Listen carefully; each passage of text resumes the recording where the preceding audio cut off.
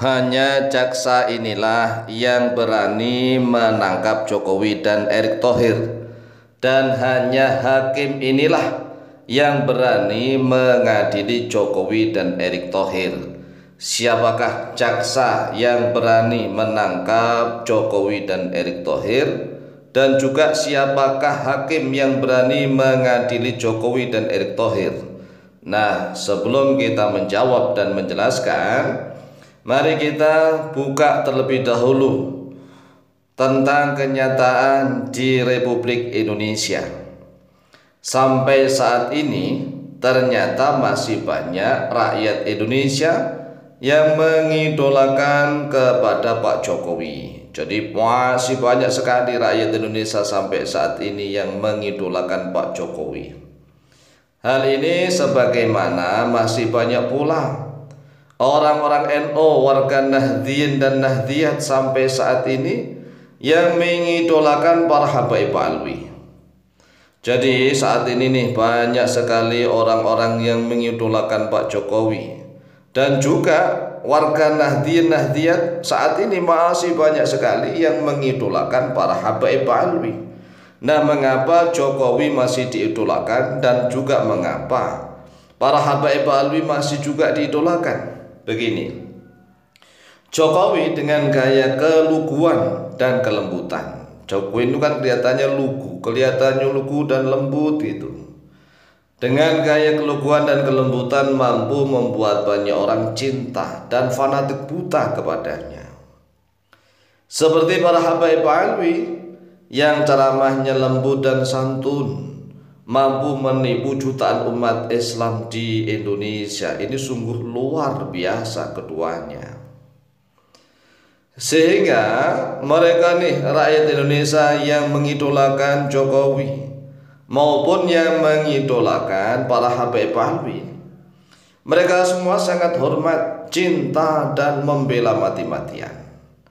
Yang mengidolakan Jokowi juga begitu, akan membela mati-matian kepada Jokowi. Enggak peduli apakah Jokowi nanti itu terbukti terlibat kasus korupsi Pertamina atau tidak, enggak peduli. Inilah Masya Allah luar biasa. Sama dengan para muhibbin para habaib Alwi itu.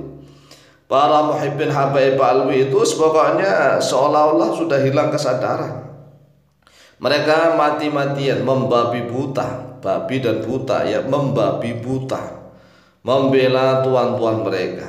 Nah, inilah salah satu sifat rakyat Indonesia yang membuat bangsa Indonesia sulit maju.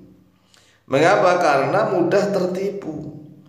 Jadi salah satu sifat yang mudah sekali dimiliki oleh Indonesia itu mudah tertipu dengan keluguan, dengan kelembutan, dengan sopan santun.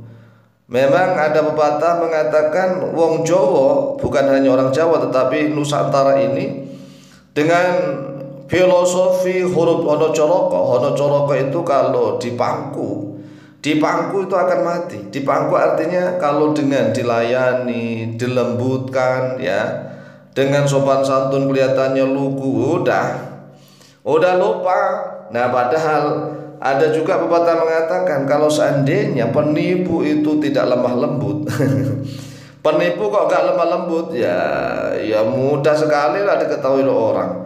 Sudah nipu kasar misalnya, membentak-bentak, dia nipu, orang yang akan lari. Nah, kalau menurut psikologi ya kan, penipu itu biasanya ya lemah lembut, santun, bahkan kelihatannya menunjukkan keluguan. Dan ini mayoritas rakyat Indonesia dengan muka-muka seperti itu, lemah lembut, santun, ya kan, lugu. Wah, udah hampir semuanya lah keliangan begitu. Inilah salah satu sifat yang harus diubah. Orang Indonesia harus bisa melihat segala sesuatu dengan rasionalis, ya kan? Makul dalam bahasa Arabnya, makul, rasional dan logis begitu. Enggak, pokoknya kalau cinta ya buta, kalau benci juga buta juga. Nah, inilah yang perlu kita ubah. Nah, sekarang kita akan menjelaskan siapakah jaksa yang berani untuk menangkap Jokowi dan Erick Thohir, dan juga siapakah hakim yang berani untuk mengadili Jokowi dan Erick Thohir. Kan yang berhak menangkap, menyelidiki, ya kan, memeriksa, menyidiki, melakukan penyidikan. Karena kasus ini sudah ditangani oleh kejaksaan, ya, Kejaksaan Agung, Kejagung ini, maka jaksa yang bisa menangkap Jokowi adalah syaratnya satu, orangnya tidak mempan disuap oleh siapapun. Nah, kita lihat adakah jaksa Indonesia ini yang orangnya benar-benar bersih, nggak mempan disuap oleh siapapun, nggak mempan disogok oleh siapapun, dan dia tidak banyak berutang budi. Dia kesatria tampil jujur apa adanya, yang tidak mempan disuap dan tidak banyak utang budi. Nah, kalau jawabannya nggak ada jaksa di Indonesia seperti itu, ya berarti Indonesia ini bobrok. Kalau memang jawabannya nggak ada jaksa yang memang nggak mempan disuap dengan uang miliaran bahkan triliunan misalnya, nggak ada jaksa Indonesia, ya berarti Indonesia bobrok semua kalau begitu. Nah, inilah yang diinginkan oleh orang-orang yang ingin bobrok. Tapi kami yakin, oleh sebab itulah kami doakan. Kami berdoa mohon kepada Allah yang angkat manusia untuk menjadi pejabat itu Allah, yang membersihkan hati manusia Allah. Ya, dulu Jokowi itu siapa, diangkat derajatnya oleh Allah menjadi wali kota, menjadi gubernur, menjadi presiden, yang angkat derajatnya Allah.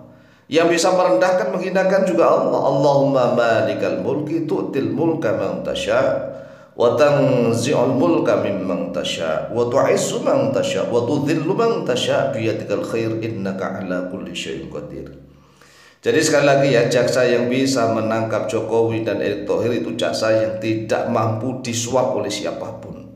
Itu kata kuncinya. Dan ada tambahan, jangan terlalu banyak utang budi. Utang budi dengan pejabat-pejabat RI sebelumnya. Kalau banyak utang budi, dia suka akan sungkan-sungkan. Demikian pula hakimnya. Hakim yang akan mengadili Jokowi dan Erick Thohir yaitu hakim yang benar-benar independen, yang takut kepada Allah Jalla Jalaluhu, yang tidak mempan disuap dengan suapan sebesar apapun, baik itu miliaran, triliunan, bahkan triliunan ya, bahkan juga miliaran. Kalau ada jaksa dan hakim seperti itu, insya Allah Indonesia ini akan benar-benar adil, makmur, sentosa. Tetapi kita mendoakan ya, kita berdoalah kepada Allah, karena Allah lah yang ahkamul hakimin. Alaihissallahu bi ahkamil hakimin. Allah lah yang seadil-adilnya para hakim.